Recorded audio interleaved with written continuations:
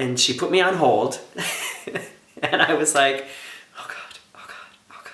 Welcome back, everybody. I'm here again, Morgan from the very unofficial travel guides in front of the red couch for another Sunday story time. Last week I told you about the worst cruise that I'd ever been on, and today I want to tell you about how I almost got fired from working at Disneyworld. It's this point in the video where I feel like there needs to be like a Sunday story time title or something, but I just haven't gotten around to making one. If you want to make one for me, do it, and I'll use it, maybe. Let me get right into the story.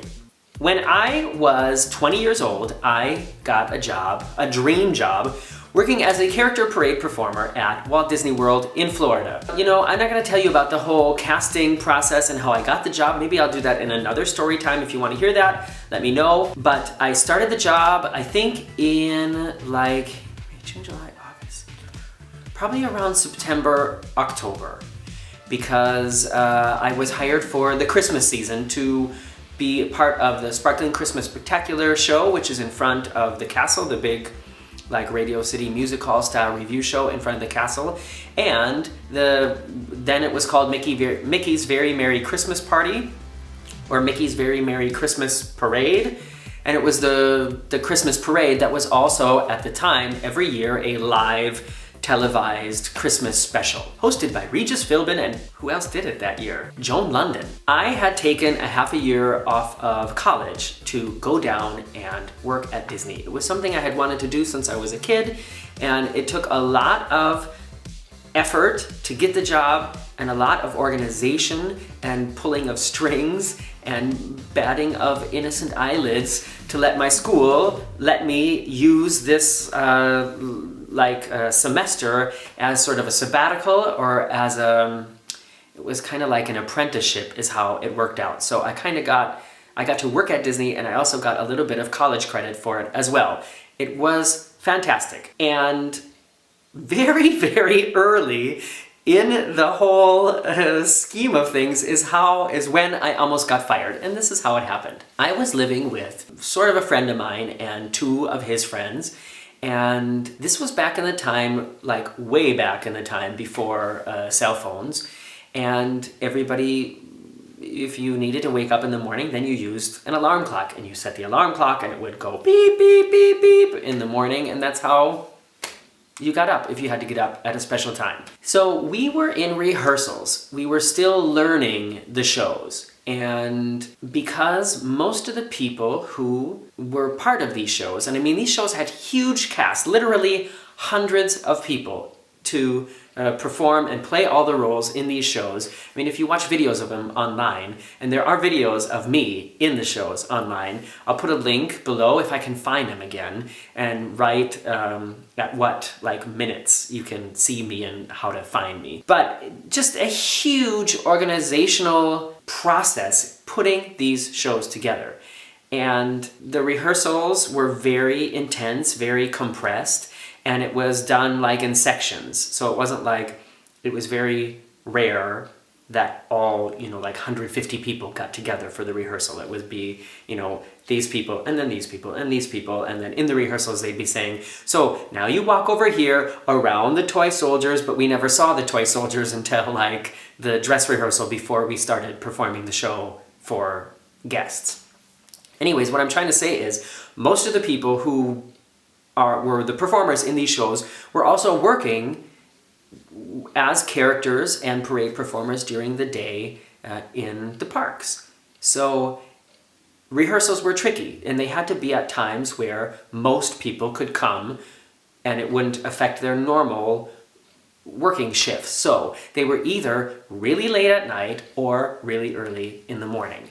And I don't know about you, but when you're 20 years old and in college, getting up really early in the morning is not something you're used to, and not something that is fun. And so this is what happened. It was, like I said, really early in the game, and I overslept, and I missed a complete rehearsal. I remember you know what though, now that I think of it, I think what happened was I read the schedule wrong, or I forgot that I had a rehearsal that day and I didn't go. And I was laying in bed and the telephone rang, and an old-fashioned telephone, you know, like with a cord. And I went on, and it was the supervisor. I can't remember her name. And she was like, "Morgan, is everything all right with you?" And I was like, "Yeah, I'm fine. I'm just getting up." And she's like, "You just missed an entire rehearsal. We rehearsed this and this today, and it's really bad that you weren't here." And I was like, "Oh my gosh, was that today?" And I mean, that is a bad thing to do. You don't want to miss a rehearsal when there's only so many rehearsals, and like I said, really hard to put these shows together. And I was like, "I am so sorry. My alarm didn't go." I made up a reason. I was like, "My alarm didn't go off, and I'll learn it from somebody else. I'll come in on my own time, and we'll make it work out. And please forgive me." This is how I remember it to be. And she was like, "All right, it's fine, but make sure that you find somebody to catch up with, because tomorrow we're continuing from where we left off today, and it's really important that you know what's going on." So called up my friends, and they were also like, "Where were you today?" And I was like, "Oh my gosh, I can't believe it. I overslept." So we got together. I learned everything I needed to learn, and everything was cool.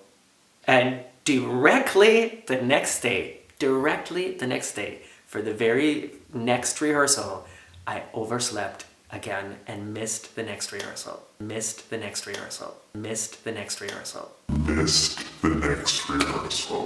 Can you believe it? I still can't believe that happened to me.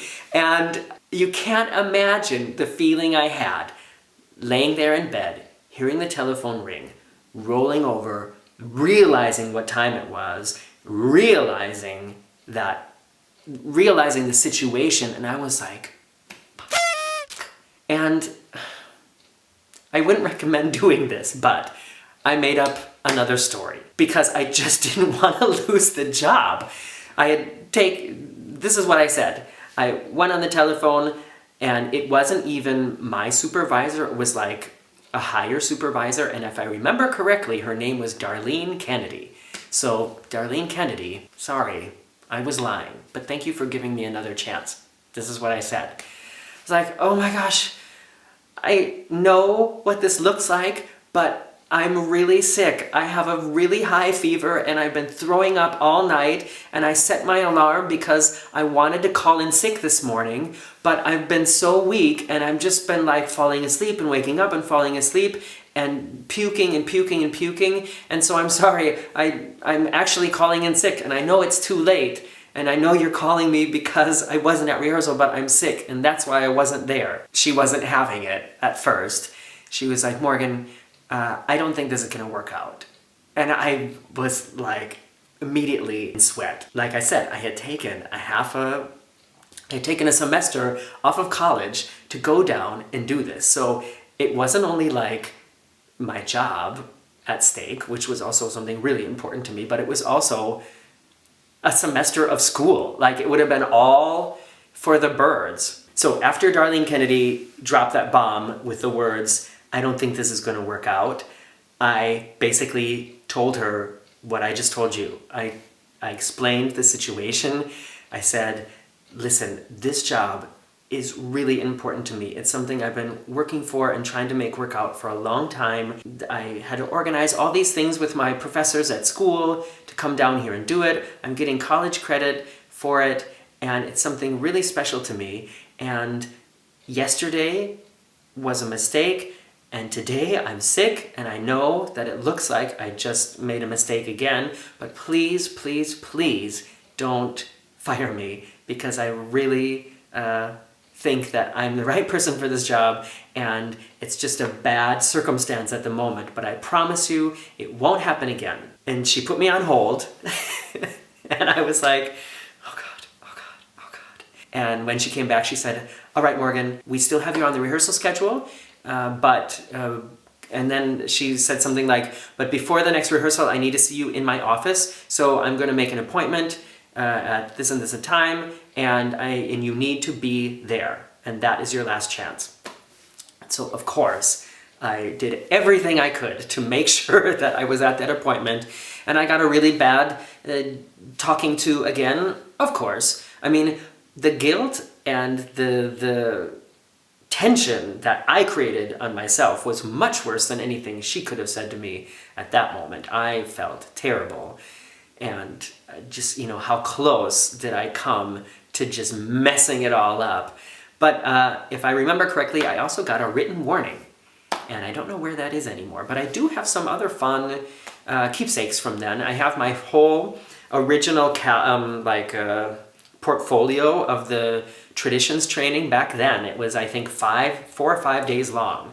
The training that all Disney employees had to do before they started in the parks. I also have a couple pictures, or at least one picture of me in costume, and some special things that only employees got. We got like a picture frame from that year of Christmas, and I have some pins and things that we got back then before like pin training was big. They're not like the pins that you get today. Like one of them was for Alien Encounter, something that it doesn't even exist anymore. Maybe I should do a story time about that too. I got to ride Alien Encounter while it was being tested before any guests rode it and before Michael Eisner changed it all around. Something for another story time. Anyways, that is basically the story of how I almost got fired from my job at Walt Disney World. If you watch a lot of my videos, you'll know that I basically did get fired from working at Six Flags Great America. Not, well, yeah, I mean, I did, we all got fired, but in that case, it had very little to do with me personally. If I had lost my job at Disney, then there was nobody to blame except for myself. I'm trying to think of other fun details, but I think a lot of the fun stuff that happened to me while working at Disney and some not so fun stuff while living in Orlando, that is great stuff for other story times. So I think I'm gonna save it. But I just wanna say, welcome back. I'm glad that you were here again with me on a Sunday night. It's still light outside. It is, what is it? It's 8:15 at night, and I just love living here in Northern Europe. It'll be light like this until probably almost 10 o'clock tonight. So that's, if you're saying, why is he saying Sunday night? It's still light outside. It's because it is still light here. I'm Morgan, and I would really appreciate it if you give this video a thumbs up, and if you subscribe to my channel if you haven't subscribed already. If you want to give me a little tip for doing a good job, you can do that at patreon.com/veryunofficial, and you can subscribe, I've said that already, you can follow me on Facebook, Instagram, and Twitter. And the next video on my channel is going to be another video from my recent cruise, and next Sunday I'll be sitting here again in front of the red couch. See you then!